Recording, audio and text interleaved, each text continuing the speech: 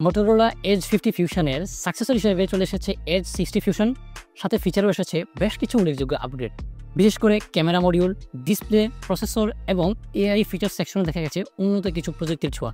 এখন একটি প্রশ্ন রয়ে যায়, এত সব আপগ্রেডের পরও কি এটি আগের যে Edge 50 Fusion ছিল সেটি সুনাম ধরে রাখতে পারবে?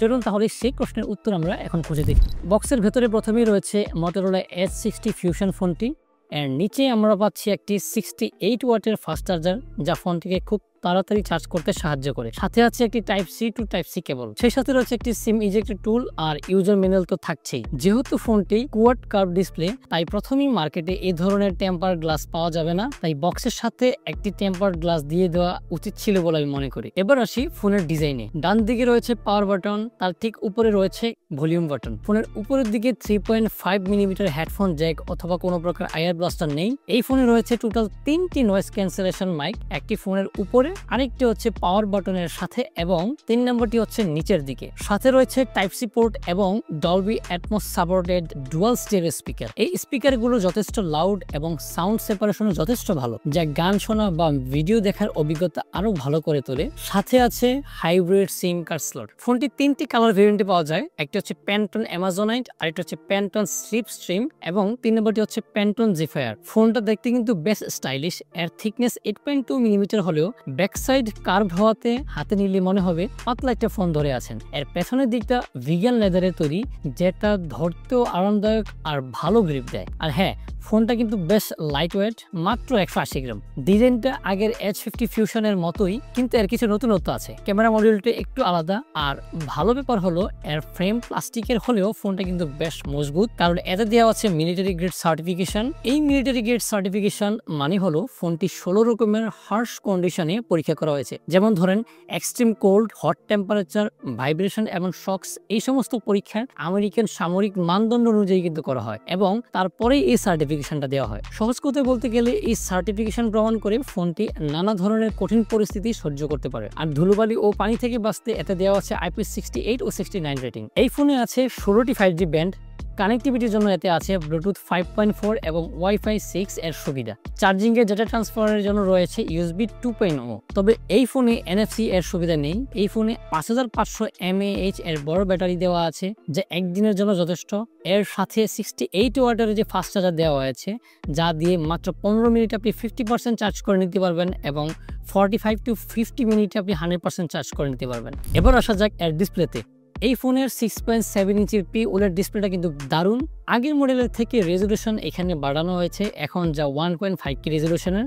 যদিও এর রিফ্রেশ রেট কিন্তু 144 হার্টজ থেকে 120 হার্টজে ডাউনগ্রেড করা হয়েছে। এতে ইন ডিসপ্লে ফিঙ্গারপ্রিন্ট দেওয়া আছে এবং স্মার্ট ওয়াটার টাচ 3.0 ব্যবহার করা হয়েছে, যার ফলে হাত ভেজা থাকলেও ব্যবহারে তেমন অসুবিধা হবে না। ডিসপ্লেতে আই প্রোটেকশনের জন্য ব্যবহার করা হয়েছে SGS টেকনোলজি এবং নোটিফিকেশনের জন্য অ্যাম্বিয়েন্ট এজ লাইটিং দেওয়া আছে। এতে ডিসপ্লেটা এতটাই উজ্জ্বল যে রোদেও দেখতে আপনার কোনো প্রকার অসুবিধা ফেস করবেন না। মোটরোলার দাবি এতে 4500 নিটস ব্রাইটনেস দেওয়া আছে, কিন্তু প্র্যাকটিক্যালি আপনি এখান থেকে 1400 থেকে 1500 মতো ব্রাইটনেস পাবেন। ডিসপ্লেটা হচ্ছে কোয়াড কার্ভ, অর্থাৎ হরিজন্টাল এবং ভার্টিক্যালি বোথ সাইডেই কার্ভ দেওয়া আছে, যেটা দেখতে বেশ প্রিমিয়াম লাগে। আর এর স্ক্রিনে কর্নিং গরিলা গ্লাস 7i এর প্রোটেকশন দেওয়া আছে।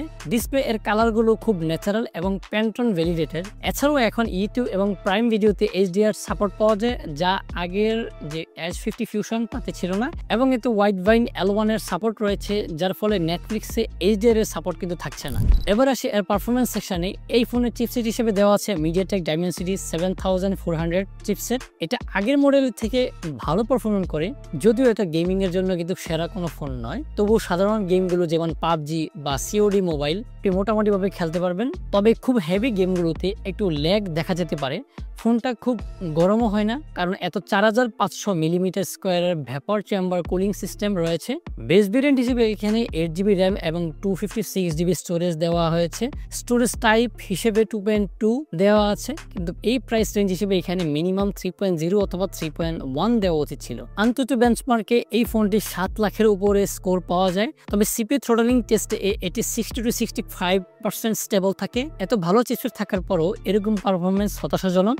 তবে মোটরোলা যদি এর ফিউচার আপডেট এবং অপটিমাইজেশন করে তাহলে এই চিপসেট থেকে ম্যাক্সিমাম একটা আউটপুট বের করে আনা সম্ভব। ক্যামেরার কথা যদি বলি তাহলে এই ফোনের ডুয়াল ক্যামেরার সেটআপ রয়েছে।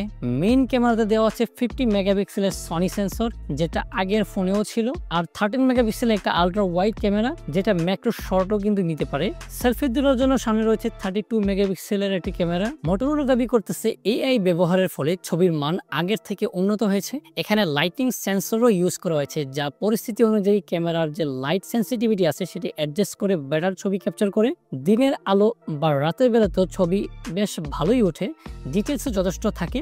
কালারগুলো একটু বুস্টেড মনে হতে পারে, তবে সাধারণত সোশ্যাল মিডিয়ার জন্য ছবিগুলো ভালোই হয়। 4K ভিডিও রেকর্ডিং করা যায় মেইন এবং সেলফি ক্যামেরা দুটো দিয়েই। ভিডিওতে এআই অ্যাডাপটিভ স্টেবিলাইজেশন এর ফিচারও রয়েছে, যার ফলে ভিডিও বেশ স্টেবল হয়। তবে ভিডিও করার সময় একটি বাগ ধরা পড়েছে, যেমন রেকর্ড করার সময় হঠাৎ করেই ভিডিওর যে কোয়ালিটি সেটা ড্রপ করে। আর এই সমস্যা কিন্তু শুধু একটা ভিডিওতে নয়, একাধিক ভিডিওতে দেখা গেছে।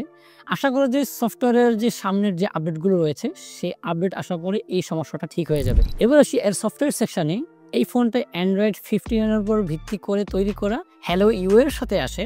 মোটরোলা দাবি করতেছে ওরা 3 বছরের যে ওএস আপডেট এবং 4 বছরের সিকিউরিটি আপডেট দিবে।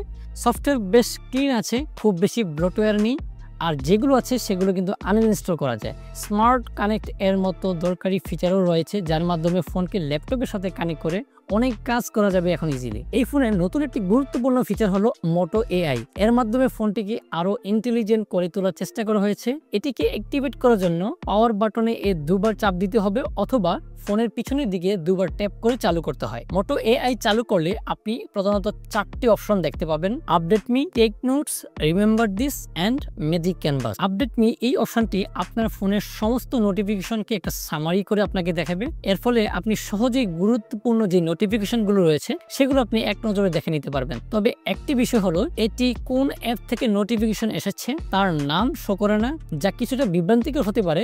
তবে ভবিষ্যতে আপডেটের মাধ্যমে এই সমস্যাটা কিন্তু সমাধান করে ফেলা সম্ভব। সেকেন্ড যে অপশন সেটি হচ্ছে রিমেম্বার দিস। এই ফিচারের মাধ্যমে আপনি কোনো ছবি বা স্ক্রিনশট তুলে তাতে কিছু ডেসক্রিপশন যোগ করে সেভ করতে পারবেন।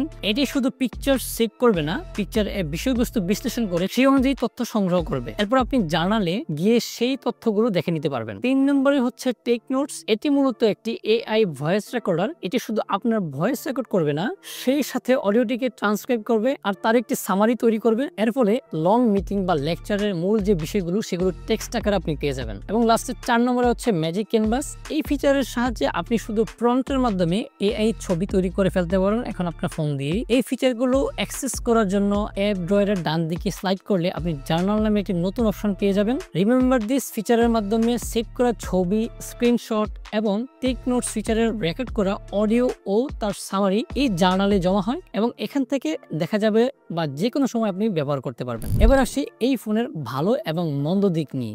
ভালো দিক হিসেবে এতে আছে মিলিটারি স্ট্যান্ডার্ড সার্টিফিকেশন এবং সেই সাথে রয়েছে IP68 এবং IP69 রেটিং। সেই সাথে রয়েছে স্মার্ট ওয়াটার টাচ 3.0 যা ভেজা হাতেও ব্যবহারযোগ্য।